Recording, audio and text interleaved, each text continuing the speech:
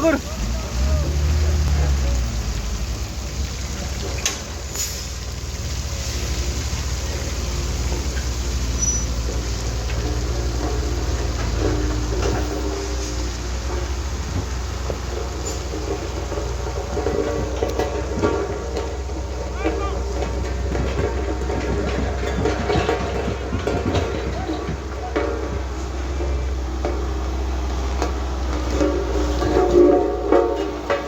अलि ढुङ्गा देखेकोमा भाइब्रेसन हान्दिनु होला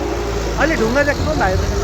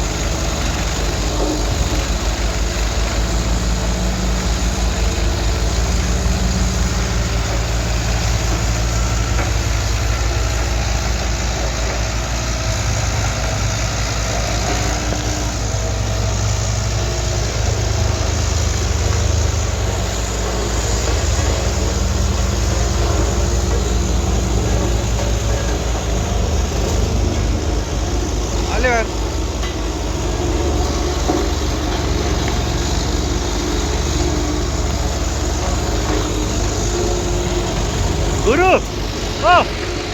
यस्तो उसमा अलि भाइब्रेसन दिनु है त्यो ढुङ्गा भएकोमा अलि भाइब्रेसन दिनु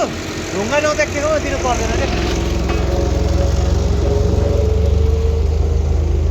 तपाईँ त आइहाल्छ त छेउमा अलिक यता यस्तो ओह्रालो छ छेउमा अलिक आफै आउँछ क्या त सिट परेर नि हुन्छ